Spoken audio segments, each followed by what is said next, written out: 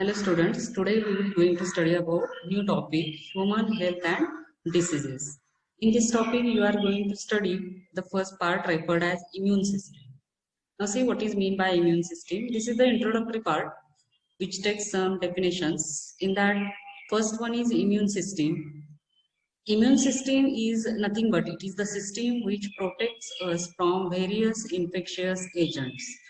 म्हणजे आपल्याला जे वेगवेगळ्या प्रकारचे आजार होतात किंवा रोग जो पसरतो तो होऊ नये म्हणून जे प्रोटेक्शन करण्यासाठी आपल्या बॉडीमध्ये जी सिस्टीम आहे त्याला इम्युन सिस्टीम म्हणतात. थोडक्यात मराठीमध्ये आपण ह्याला रोग प्रतिकार शक्ती असं म्हणू शकतो. त्यानंतर दुसरा पॉइंट आहे immunity. Immunity is nothing but resistance exhibited by host towards injury caused by pathogens. Pathogens म्हणजे काय, त्याच्यामुळे आजार होतात असे एजंट्स त्यांना पॅथोजन्स म्हणतात. तर ते होऊ नये म्हणून रेजिस्टन्स पॉवर्स आपल्या बॉडीमध्ये जे आहे त्याला म्हटलं जातं इम्युनिटी. त्यानंतर immunology. Immunology deals with study of immune system, immune responses and their role in resisting infection by pathogens. म्हणजे काय तर ह्या सगळ्याचा इम्यून सिस्टीम आणि इम्युनिटी ह्या सगळ्यांचा एकत्रित अभ्यास ही जी सेपरेट ब्रांच आहे, जसं आपण बायोलॉजीचा स्टडी करतो त्यामध्ये प्लांट्स, ॲनिमल्स किंवा रिलेटेड टू लिव्हिंग वर्ल्ड, तसंच इथं immunology this is a separate branch which will be studies about immune system, immune responses and their role. त्याच्याशी रिलेटेड आणखी दोन पॉइंट्स आहेत त्या ठिकाणी, antigen and antibody. See what is mean by antigen and antibody. Antigen is nothing but it is a foreign substance invading body and capable of stimulating immune responses. म्हणजे काय तर antigen हे foreign material आहे, म्हणजे जे आपल्या शरीराचं नाही आहे, ते बाहेरून आलेलं आहे आणि ज्याच्यापासून आपल्याला इम्युनिटी निर्माण करावी लागते किंवा त्याला प्रतिकार करावा लागतो, अशी जी सबस्टन्स असतात त्यांना अँटीजेन्स म्हणतात. त्यानंतर antibody. Antibody is a protective chemical produced by immune cells in response to antigens. तर अँटीजेन्स आपल्या बॉडीमध्ये इन्सर्ट झाल्यानंतर, म्हणजे फॉरेन सबस्टन्सेस आपल्या बॉडीमध्ये इन्सर्ट झाल्यानंतर आपल्या बॉडीमधून जे काही केमिकल्स बाहेर पडतात ते एका ठराविक शेप मध्ये असतात किंवा एका ठराविक सेल्स मधून बाहेर पडतात आणि ते अँटीजेन्सच्या विरोधात लढतात, त्यांना अँटीबॉडीज म्हणतात. तर अँटीजेन आणि अँटीबॉडी हे दोन अपोजिट वर्ड्स आहेत. Antigen are foreign substances and antibody are self. त्यानंतर types of immunity. Types of immunity is divided into two types. Innate immunity, आता ह्या ठिकाणी फर्स्ट वर्ड इनेट इम्युनिटी आणि दुसरा आहे ॲक्वायर्ड इम्युनिटी. तर इनेट इम्युनिटी म्हणजे काय, inborn immunity. Born which is present from birth, जन्मापासून किंवा आपल्याला आई वडिलांमार्फत आपण ज्या वेळेला जन्माला येतो तेव्हापासून जी इम्युनिटी आपल्या सोबत आहे ती म्हणजे इनेट immunity. It is natural defence system of body. त्याच्यासाठी वेगळ्या पद्धतीची कुठलीही सरावाची किंवा प्रॅक्टिसची गरज नसते. त्याच्यामध्ये वेगवेगळ्या टाईपचे बॅरियर्स आहेत. See different types of barriers which are present here. First one is epithelial surface. Epithelial surface in that skin and mucus covering on the body. तर आपल्या बॉडीमध्ये जे इपिथेलियल लेअर आहे, म्हणजे फॉर एक्झाम्पल आता स्किन आणि mucus covering दिले, तर स्किन ही काय करते, प्रोटेक्ट करते आपल्या बॉडी आणि त्याच्यामधून जे प्रोटेक्शन होतं ती सुद्धा एक टाईपची इम्युनिटी आहे. किंवा mucus, for example in nose dust particles will be trap by mucus, म्हणजे ते सुद्धा काय करतात, प्रोटेक्शन करतात. हे झाले इपिथेलियल सर्फेस. त्यानंतर anti microbial substances in blood and tissues. ह्याच्यामध्ये काय येतं तर protect from viral infection.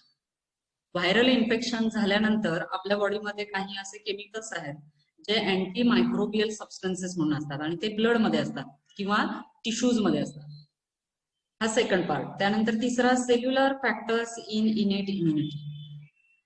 Natural defence against invasion of blood and tissues by micro organisms. काही सेल्स नॅचरली डिफेन्स करतात, म्हणजे for example WBC, white blood cells, ज्याला आपण soldier cells किंवा सैनिकी पेशी म्हणतो, त्या काय करतात तर नॅचरली डिफेन्स करतात किंवा फायटिंग दाखवतात त्या ठिकाणी. That is cellular factors of or innate immunity. त्यानंतर पुढचा आहे fever.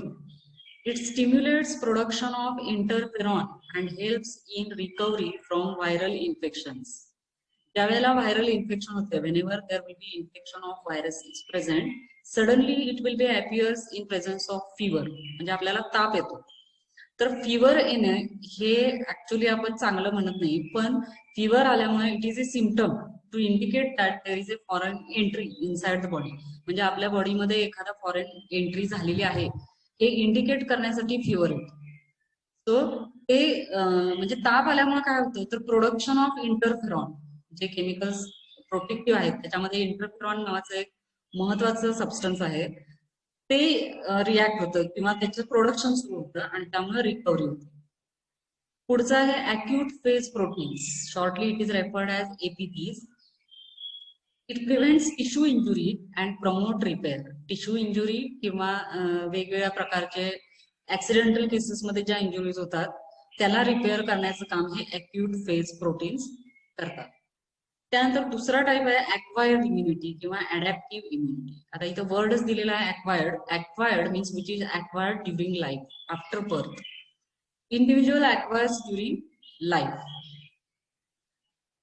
It carrying some unique features into that, and mostly it is carrying 4 types of features. First one is specificity. It can produce specific antibody or T lymphocyte. म्हणजे काय आहे तर इनेट immunity ही naturally आहे, त्यामुळे त्याला कुठल्याही पद्धतीची मोटिवेशनची गरज नाही. इथं मात्र तसं नाही आहे. ॲक्वायर्ड इम्युनिटीमध्ये काही स्पेसिफिक टर्म्स आहेत आणि ज्याच्यामुळे त्याला फायटिंग करू शकतात. Can produce specific antibody or T lymphocyte. त्यानंतर diversity. Can recognise diverse pathogens. Diverse means vast variety of pathogen. म्हणजे कुठल्या टाईपचा आजार कुठल्या एजंटमुळे झालाय ह्याचं रिकॉग्नाइज करण्याची कपॅसिटी ह्याच्यामध्ये असते. That is diversity. Discrimination between self and non self. Discrimination means differentiation. It differentiates between self and non self molecules. म्हणजे काही वेळेला फॉरेन एंट्रीज ह्या सेलच्या स्वरूपामध्ये असतात. It may be present in the form of sale.